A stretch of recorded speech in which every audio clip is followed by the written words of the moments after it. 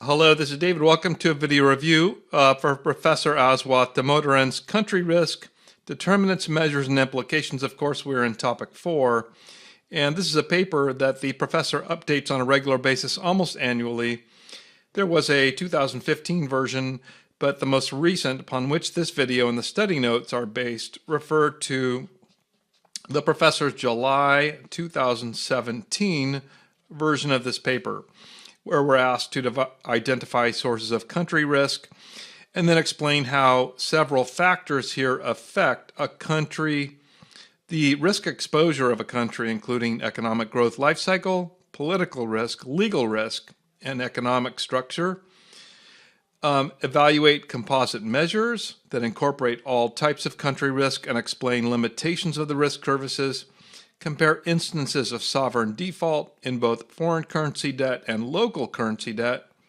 So that's the distinction there in sovereign default, foreign currency versus local currency, and then the consequences of default, sovereign default, and the factors that influence the level of sovereign default risk.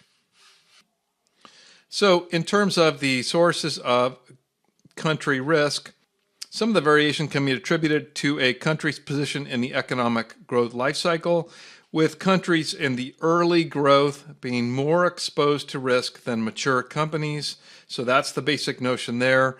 Early growth are more exposed. Next, some can be explained by differences in political risk, including whether the country is a democracy or dictatorship. Third, some variation can be traced to the legal system in a country in terms of both structure and efficiency. And fourth, country risk can come from an economy's disproportionate dependence on a particular product or service, in particular dependence on a natural resource like oil. So in terms of the life cycle, we said that countries in the early growth stage are more vulnerable to country risk. That is to say, a global recession takes a greater toll on small emerging markets than it does on mature markets. According to the professor, if we consider a recession in a major market like the United States or Germany, that may translate into a 1 to 2% drop in the gross domestic product or GDP, where in comparison to what would be a good year for them of 3 to 4% in the overall economy. But in an emerging market or in a market that's in the early growth stage, a recession or recovery can translate into a double-digit impact in positive or negative term. So in relative terms, it's just a recession is just much more impactful to emerging markets. Then in terms of political risk, the professor subdivides this political risk into continuous versus discontinuous, where this is an interesting way to parse democracy versus dictatorship.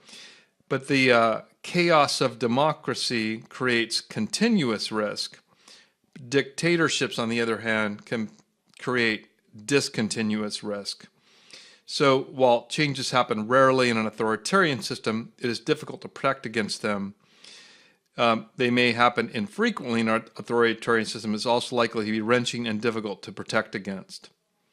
So the nature of authoritarian systems is such that the more stable policies that they can offer can be accompanied by other costs that overwhelm the benefits of political stability.